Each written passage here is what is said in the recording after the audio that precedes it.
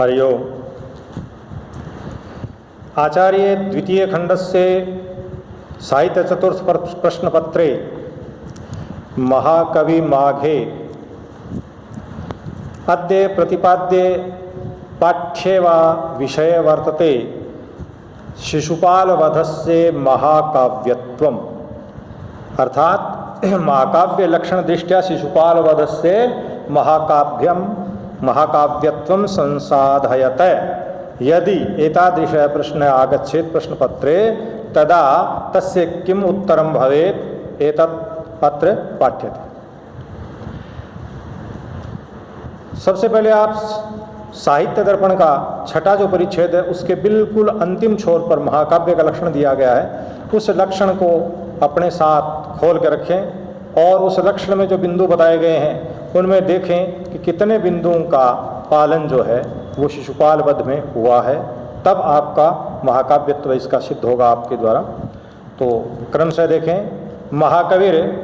महाकविर माघस्य कीर्तिलता एकमेव केवलं महाकाव्यम शिशुपाल वध रूपम वृक्षम आश्रयते। का आश्रयते? कीर्तिलता। कीर्तिलता जो है, कीर्ति में लता का आरोप है तो ये रूपक है। युधिष्ठिर से इसकी जो कथा है वो है, युधिष्ठिर से राजसूय यज्ञे श्री कृष्णेन कृतः चेदि नरेशस्य शिशुपालस्य वधोत्र शांगोपांगम वर्ण्यते। कुत्र वर्ण्यते? शिशुपाल वधे। इदमेव शिशुपाल वध महाकाव्यस्य वर्ण्यम वस्तु अस्ति। यही महाकाव्य की वर्ण्य वस्तु, वस्तु माने कथा है कि वो जा तो रहे हैं राजसूय यज्ञ में शामिल होने, वहाँ शिशुपाल जो है वो उनके पूजन को देख करके, प्रथम पूजन को देख करके और वो भड़क जाते हैं और दोनों में गर्मागर्मी होती है और वो युद्ध का रूप धारण कर लेती है। अंत में शिशुपाल का श्री कृष्ण के हाथों वध हो जाता है। यही इसका प्रतिपाद्य विषय है या वस्तु है। अब इसको कवि ने महाकाव्य का रूप किस रूप से दिया है ये सुनिए। तो कह रहे हैं कि प्रेरणा स्रोतश्चास्य मुख्यतया श्रीमद् भागवतमेवासी। भागवत जो पुराण है वो इसका प्रेरणास्पद ग्रंथ है, अर्थात इनके कथा का आधार है, सूत्र है।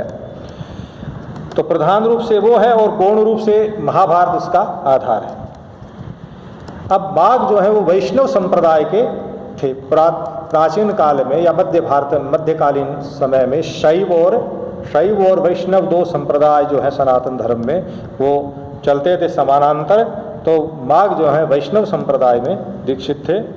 तो वैष्णव है माघ है भागवत संप्रदायात् प्रभावित आसीत्। अतस्तत् संबंधिनी कथा अत्र समाश्रिता 20 सर्गात्मके महाकाव्येस्मिन् 50,000 सहस्रमिताः, अर्थात 1650 पद्यों में ये महाकाव्य आबद्ध है, 20 सर्ग जिसमें हैं कुल। तो इनकी कथा जो है वो सारांश रूप में हम देखें छोटे रूप में तो ये है। प्रथमे सर्गे द्वारिकायाम श्री कृष्ण उपेत्य देवर्षि नारद दुर्जनानां वधाय तम प्रेरयति। क्योंकि भगवान का संकल्प है ना, परित्राणाय साधूनां विनाशाय च दुष्कृताम। तो दुष्कृत कौन है? शिशुपाल, उसका वध करने के लिए उसे प्रेरित करते हैं दुर्जनों का। द्वितीय सर्गे बलरामोद्धव मंत्रणया श्री कृष्ण युधिष्ठिर यज्ञाय गमनम निश्चित करते हैं। तृतीय सर्गे श्री कृष्ण सेनया सार्धम प्रस्थानाय प्रतिष्ठिते। तदनंतरंच महाकाव्य पूरक विषयाणाम वर्णनम आरभते। कथा जो है तीसरे सर्ग में वो द्वारकापुरी का वर्णन है और द्वारकापुरी से बाहर निकल करके समुद्र के किनारे आते हैं। यहाँ तीसरा सर्ग समाप्त हो जाता है। उसके बाद में द्वारिका से लेकर के और इंद्रप्रस्थ तक का जो मार्ग है उस मार्ग को पूरा करने में कई सर्ग गुजर जाते हैं। तो ये महाकाव्य की जो वो दृश्य हैं जो महाकाव्य के लक्षण में विश्वनाथ लिखते हैं, संध्या सूर्येन्दु रजनी प्रदोषध्वंतवासराः इत्यादिकाः ये विषयाः सन्ति तेषां विषयानाम् अत्र वर्णनम महाकविर्माघ प्रास्तौत। तो देखिए आगे कि तथा ही चतुर्थे सर्गे रैवतक पर्वतम, पंचमे श्रीकृष्ण निश्चय रैवतक पर्वते विश्रामम, षष्ठे सर्गे षट ऋतून, सप्तमे वन विहारान, अष्टमे जल क्रीडाम, नवमे सूर्यास्त चंद्रोदयौ दशमे मधुपानम रतंच एकादशे प्रभातं च वर्णनम कविर वर्णयति। ततः द्वादशे सर्गे प्रातः काले इंद्रप्रस्थाय प्रस्थानं वर्णयति। त्रयोदशे सर्गे पांडवैः मिलनं सभा प्रवेशं च वर्णयति महाकवि अत्र। चतुर्दश सर्गे राजसूय यज्ञस्य तत्र दानस्य च वर्णनम् अभवत्। पंचदशे सर्गे शिशुपाल विद्रोहम, शिशुपाल का विद्रोह है, जब प्रथम पूजा होती है तो विद्रोह कर देता है, प्रथम पूजा का अधिकार कृष्ण को मिलते ही। षोडशे दूतयोः उक्ति प्रत्युक्ति। सप्तदशे सर्गे सदस्यानां क्षोभम युद्धाय च कवच धारण। अष्टादशे सर्गे नवदशे च सर्गे युद्धम।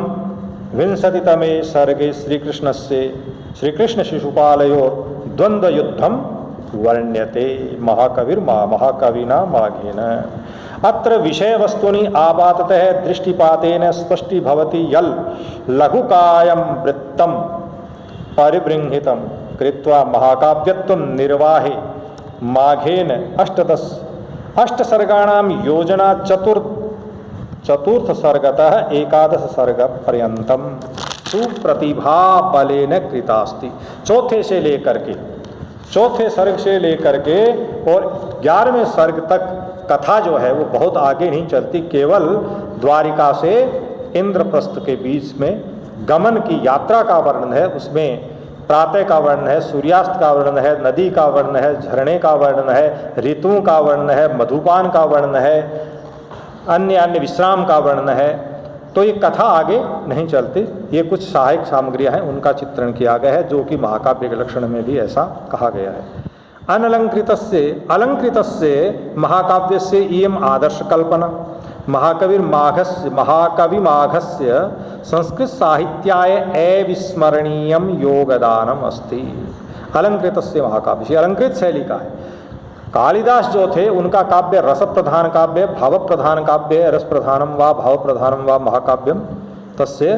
किंतु भारवी ने एक नई शैली का आरंभ किया था, अलंकृत शैली का। अलंकृत शैली का प्रथम काव्य भारवी का किरातार्जुनीय है, और दूसरा काव्य जो है उसी शैली में महाकवि माघ जो है उससे कुछ आगे कदम बढ़ाते हुए आगे उसको विस्तृत रूप देते हैं अलंकृत शैली को।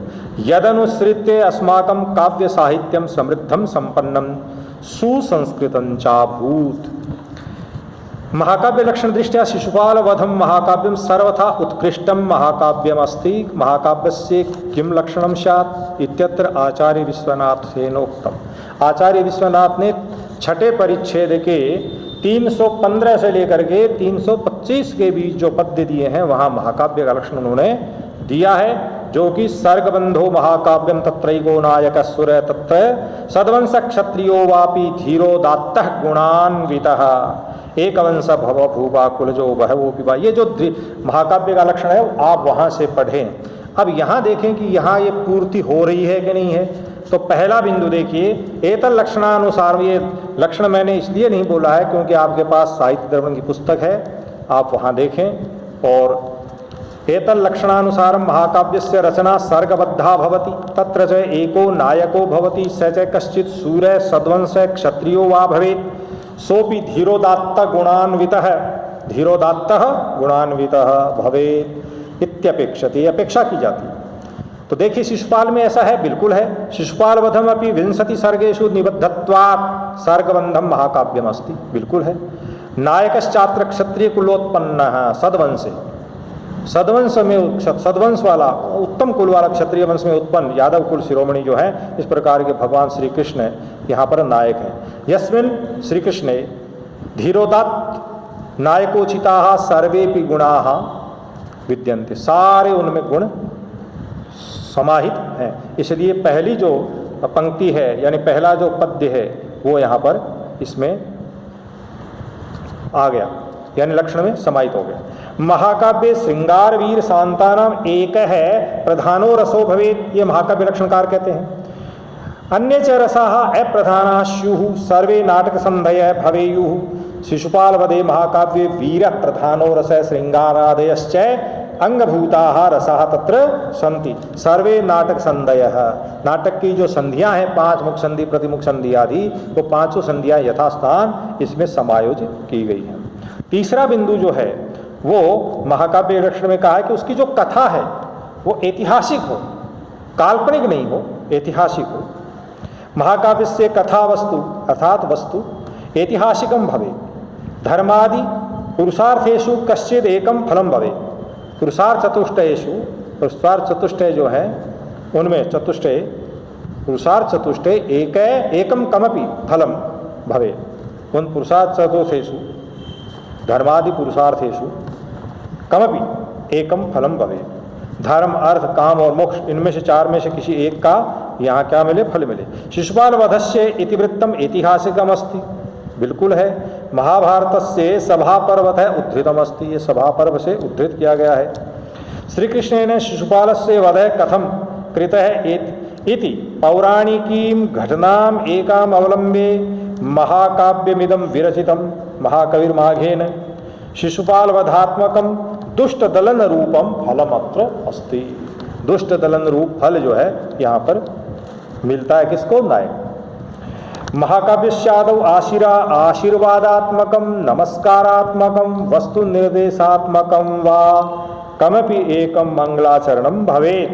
क्वचित दुष्टानां निंदा सतां च गुणकीर्तनम भवेत्। शिशुपाल वधस्यादौ, शिशुपाल वध के आदि में सज्जनों की यहाँ प्रशंसा की गई है और किस प्रकार एक सज्जन के आए हुए का श्री कृष्ण जो है स्वागत करते हैं, ये सब इसमें बताया गया है। वो पहला ही पद्य मंगलाचरण का कह रहा है, क्योंकि मंगलम आचरित कहा है ना कि, तो यहाँ का मंगल सीधा वस्तु निर्देशात्मक मंगलाचरण है। वस्तु मन कथा का निर्देशन कर। द्वारिका में बैठे हुए श्री कृष्ण ने आकाश से उतरते हुए नारद को देखा, ये वस्तु का निर्देश है, कथा का सीधा निर्देश है। श्री कृष्ण और नारद से कथा प्रारंभ, और ये दोनों ही पावन हैं, एक देवर्षि हैं तो एक साक्षात परब्रह्म हैं। तो श्रियपति श्रीमति शासितुम जगत जगन्निवास वसुदेव सद्मनि वसंदर्शावतरन्तमंबराधिरण्य गर्भांग भुवम मुनिम हरि। श्लोकेस्मिन् श्री शब्दम प्रयुज्य महाकविना माघेन वस्तु निर्देशात्मकं मंगलाचरणं संपादितम्। यथा च मल्लिनाथेन शिशुपाल वधस्य टीकायाः आरंभे लिखितमस्ति। शिशुपाल वध की टीका में उन्होंने लिखा है कि काव्य फलम शिशुपाल वध जम्बीभूतम भगवते श्री कृष्ण से नारद दर्शन रूपम वस्तु आदौ श्री शब्द प्रयोग पूर्वकम निर्दिशन कथाम उपक्षिप्त कथाम उक्षितपति। ये निर्देश करते हुए कथा को उपस्थित करते हैं। अनेन स्पष्टी भवति यत् ग्रंथारंभे वस्तु निर्देशात्मकम मंगलाचरणम अस्ति। ये वस्तु जो है, जो वस्तु निर्देशात्मक मंगलाचरण यहाँ है कि नारद का दर्शन रूप जो वस्तु है वो यहाँ दिखाई जा रही है, तो ये वस्तु निर्देशात्मक मंगलाचरण है। पहले सर्ग में नारद और श्री कृष्ण का जो संवाद है वहाँ पर दुर्जनों की निंदा है, और कृष्ण रूप जो श्री कृष्ण के जो रूप हैं, जो नृसिंह का रूप है, श्री राम का रूप है, आप श्री कृष्ण का रूप है, उसकी यहाँ पर उन सज्जन रूपों की यहाँ प्रशंसा की गई है। अब ये वीडियो बड़ा बनने वाला है, इसलिए मैं इस बिंदु को यहीं रोकता हूँ। 4 बिंदु मुख्यतः आ गए, अगले बिंदु जो हैं वो अगले वीडियो में आएंगे। धन्यवाद, अगले वीडियो के लिए तैयार रहें।